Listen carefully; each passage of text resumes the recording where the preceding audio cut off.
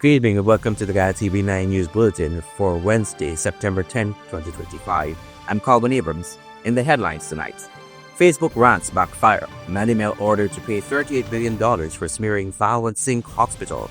Guyana overhauls 68-year-old prison law, shifts focus to rehabilitation and interrogation. Businessman labbed in Bejer gun and drug bust on the Sinjan Road. Sex worker Lilawati bailed in a $3 million car theft. Hospital property damage cases. Police needs your help in identifying suspects in acid attack. 177 pounds of ganja seized. 19-year-old held at IFLOT drug bust. Guyana marks World Suicide Prevention Day with bold reforms, life-saving initiatives. More than $571 million worth of ganja found and destroyed by narcotics team. Lodadal shows signs of improvement. Suspect granted bail. And President Ali condemns Israeli bombing in Qatar, declares full solidarity with Doha. Now for the news in depth.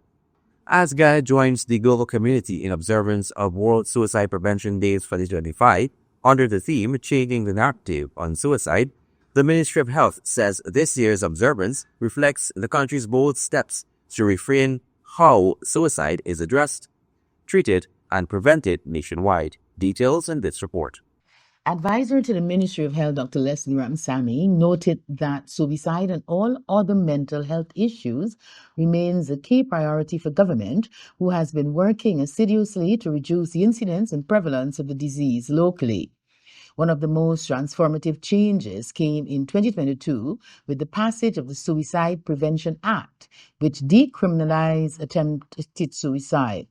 The law removed a major barrier to help seeking, reducing stigma, and aligned Guyana with the 2023 Bridgetown Declaration on Mental Health. This has been a mantra that I've spoken about, that suicide narratives need to be changed. The changing narrative, because in the past, in the 1990s, early 2000s, we spoke of suicide as if it was people's fault. And that's why we had the criminalization of suicide. We spoke about it that people committed suicide. We have never heard about anybody committing diabetes or committing cancer or some things like that. Mental health is a real factor in suicide and in suicide prevention. The National Suicide Prevention Commission was also established, bringing together government, civil society, faith groups, and indigenous leaders. This progressive law establishes a whole of government and whole of society approach, mandating the creation of a multi-sectoral National Suicide Prevention Commission. In April 2024, the government further strengthened these efforts through the launch of the National Mental Health Action Plan and Suicide Prevention Plan, built on 6 pillars, including expanding training, strengthening surveillance, restricting access to means, and widening service access across the country. The results are already tangible. In May this year, Guyana launched its first 24/7 toll-free National Suicide Prevention Helpline, 915, offering crisis intervention and confidential support. Dr. Ramsamy says this service is saving lives daily. The Pan American Health Organization and World Health Organization have since recognized Guyana's significant decline in suicide rates, praising the country's integrated and compassionate approach.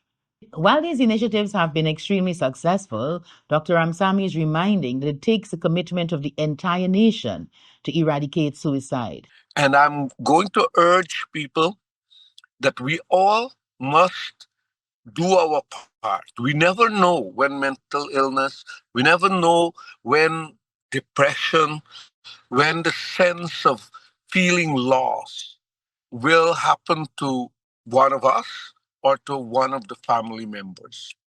And therefore, it should be all of our business. This is not about politics. It's not about religion. It's not our status in society, because it affects the rich, it affects the poor. And therefore, it has to be all of our business. Police in Region 3 seized 177.6 pounds of marijuana during a raid at IFLOT on Wednesday, after intercepting a gray Toyota Premio linked to 19-year-old Watch Bay owner Mark Assam. The drugs were discovered packed in several bags inside the trunk of the vehicle. Investigators say the bust is a major blow to street-level traffickers who continue to push large volumes of marijuana through small businesses and unsuspecting neighborhoods. Authorities warned that such operations will be rooted out aggressively, sending a clear signal that no cover is strong enough to shield the drug trade. Assam was cautioned, arrested, and remains in custody as investigations continue. One social media personality will now have to pay through the nose, as her social media rantings will now have to have her breaking the back to a city hospital. Melissa Melimel Atwell has been ordered by the High Court to pay $38 million in damages. Details in this report. The 2019 rantings of Melissa Melimel Atwell will now see the social media influencer having to pay the Dr. Balwant Singh Hospital $38 million. The High Court has come down hard on Atwell for unleashing a reckless online smear campaign against the Dr. Balwant Singh Hospital and its principal, Dr. Madhu Singh. Justice Fidela Corbin Lincoln didn't mince words in her September 3 ruling, finding that Atwell spread lies on Facebook without a shred of evidence. For days in June 2019, she blasted out wild allegations, admitting under oath that she never fact-checked a single claim and never even called the hospital to verify her accusations.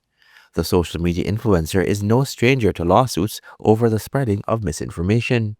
The court ruled that Atwell's online tirade was nothing more than an unverified rant that trashed reputations. Her so-called defense collapsed, leaving her with a crushing payout of $20 million to Dr. Singh, $15 million to the hospital, and $3.15 million in costs. She's also been ordered to wipe every defamatory post off her social media pages. The hospital's legal team, senior counsel Robin Stobie, Stefan Fraser SC, and Chantel Scott Lal celebrated a clear win, while Atwell's defense team, led by Sanjeev Dattadin, couldn't salvage her case. Atwell, through her attorneys, have indicated their intention to appeal the matter. Balwant Singh Hospital in 2019 sued Atwell after she shared several horror testimonials from alleged unsatisfied patients of the hospital.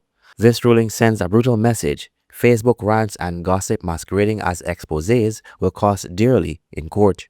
Colin Abrams, Ghana TV9 News. The condition of Guyanese social media personality and breakout artist Lolita Callender, also known as Lola Dog, is reportedly improving following a shooting outside her Georgetown home in Texas Square, East Roosevelt, on Saturday, September 6, 2025, at approximately 23 hours 35. Police confirmed that doctors have indicated Callender's health is stabilizing and she has been able to provide statements to investigators regarding the incident. Following the shooting, a suspect was arrested and detained under the 72-hour timeline. That period has now elapsed, and the individual was released on $500,000 bail with conditions to report to the police as required.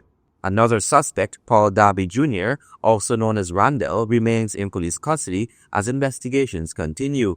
Authorities have assured the public that all leads are actively being pursued, and the case remains a top priority for the Georgetown Division. Police are urging anyone with additional information about the shooting to come forward to aid the ongoing investigation. Ghana is set to modernize the prison system with a new draft prison bill, replacing the outdated 1957 Prison Act. Attorney General Alan Nandalal, senior counsel, confirmed the bill is complete and will soon go to cabinet after final consultations. The legislation shifts the focus from punishment to rehabilitation, introducing structured programs to prepare inmates for life after incarceration. It mandates improvement and rehabilitation initiatives, Nandalal said. Since 2021, the Guyana Prison Service has received over $28 billion in upgrades, modernizing facilities, eliminating overcrowding, and providing vocational training in trades like carpentry, joinery, and masonry. These reforms have helped Guyana achieve the lowest recidivism rate in CARICOM at just 14%. Inmates will now have access to accredited training, behavioral programs, and skills development initiatives designed to help them reintegrate successfully into society. The reforms also include enhanced training and modernized operational procedures, ensuring the prison system is aligned with international correctional standards. The draft prison bill represents a significant step towards a more humane and effective correctional system, signaling Guyana's commitment to rehabilitation over retribution.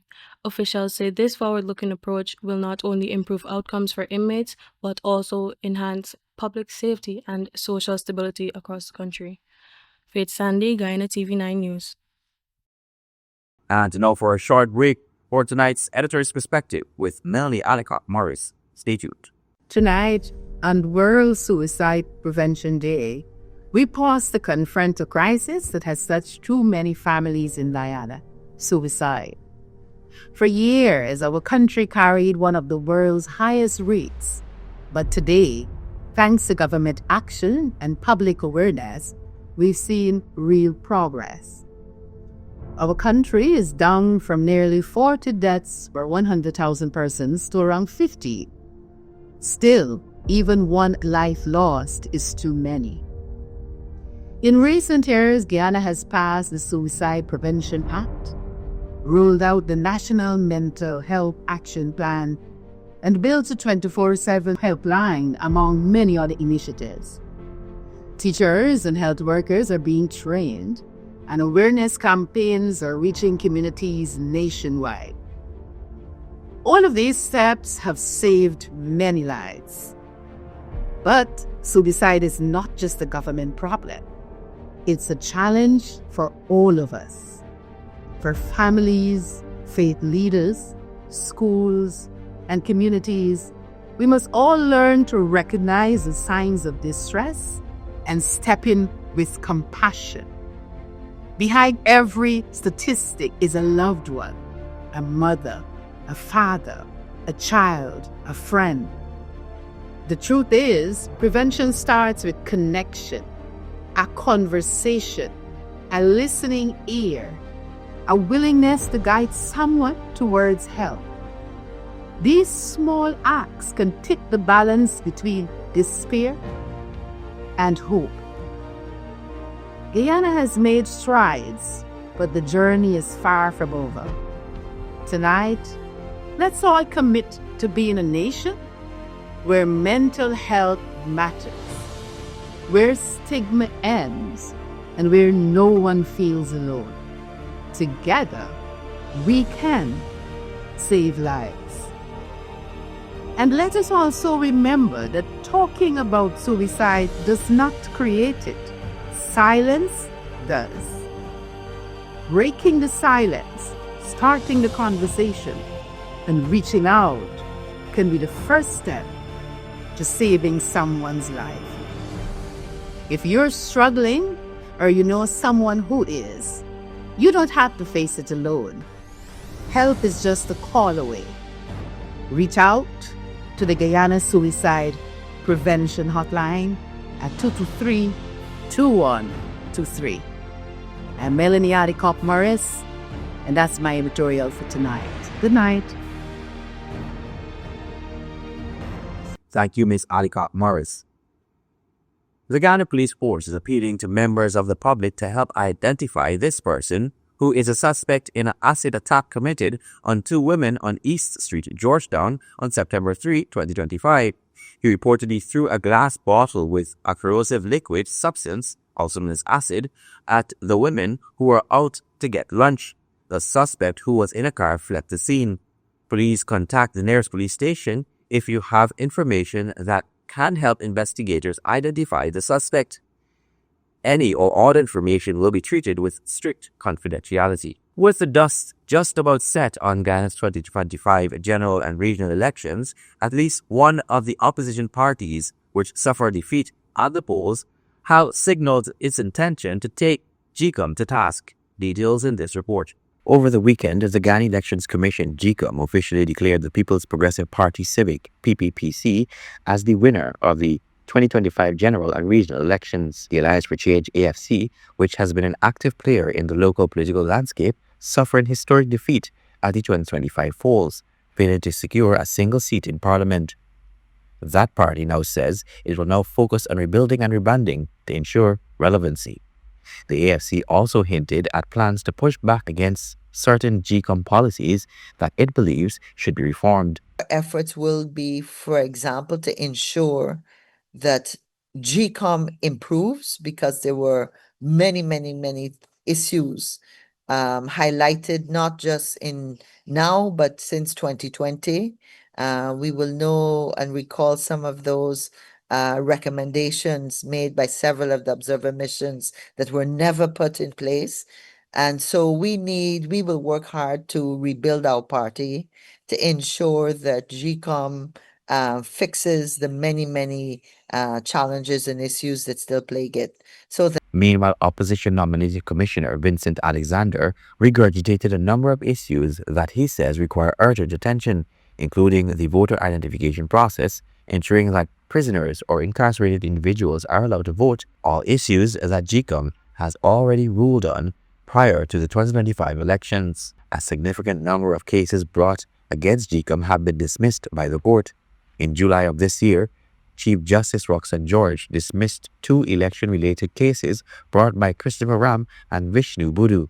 The 2 cases sought to argue that sections of the Representation of the People's Act, ROPA, infringed upon the right of Guyanese to contest the elections individually and were in contradiction of Articles 147 and 160 of the Constitution. Chief Justice Acting Navinder Singh in August dismissed the case brought by For Ghana Movement and ruled in favor of the Ghana Elections Commission. The party brought the legal challenge against GCOM based on its contention that it was unlawfully excluded from the national ballot in Regions 7, 8, and 9. Colin Abrams, Ghana TV9 News. More than $571 million worth of marijuana was found and destroyed by a team of police from the Ghana Police Force Narcotics Branch during a successful drug eradication exercise between 4 hours and 7:30 hours yesterday in the Uruni Savannas, Upper Burbage River. Details in this report. During the operation, the team discovered an 8-acre plot of land that was now being prepped for cultivation. A makeshift camp was also discovered a short distance away from the fields, along with a drying area.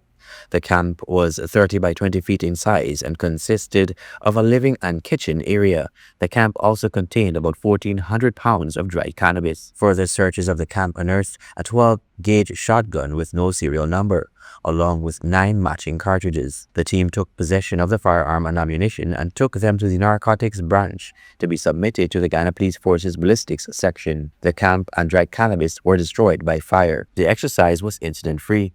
The bus highlights the persistence of large-scale marijuana cultivation in remote hinterland communities, where traffickers use forested terrain and river networks to conceal operations and move drugs. These areas remain difficult to monitor, making eradication efforts complex and resource-intensive. The police say the discovery also underscores the link between narco-trafficking and illegal firearms, as weapons are used to protect drug farms and deter law enforcement. The Ghana Police Force has pledged to intensify its intelligence-led operations across the interior, noting that the destruction of the $571 million stash represents a major financial hit to the illegal trade. Colin Abrams, Ghana TV9 News. Police have arrested 39-year-old repentant businessman Franz Paul after allegedly finding him with an unlicensed firearm, ammunition, and over 2 kilos of cannabis. Acting on information, police intercepted Paul's Honda Vezel on the St. John Road near the Square of the Revolution at around 18:30 hours on September 9. A search reportedly uncovered a .22 pistol with 2 live rounds in his pocket. Paul admitted he was not a licensed firearm holder. Further checks on his vehicle led to the discovery of 2 parcels of suspended cannabis weighing 2,267 grams. He was arrested and taken to the Royalville police station, where the firearm, ammunition, drugs, and vehicle were lodged as evidence.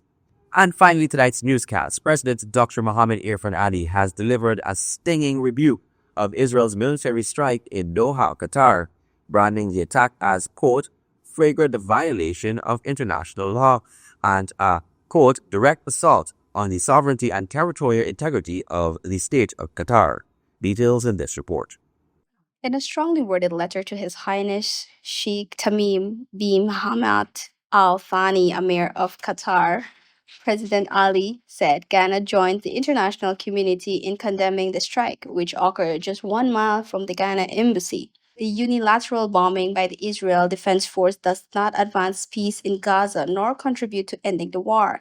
Instead, it undermines every effort at stability in the Middle East, President Ali declared. The president reaffirmed that Ghana stands in full solidarity with Qatar, stressing that the Gulf state has been a steadfast ally in the global fight against terrorism and a key partner alongside the United States and Egypt in seeking a diplomatic end to the Gaza war. Calling for full respect for international law, Ali urged the global community to back allies working to end bloodshed in Gaza and combat international terrorism. Adana Dor, Ghana TV9 News. And that's all for tonight's news bulletin. I'm Colin Abrams. Thanks for watching. Goodbye.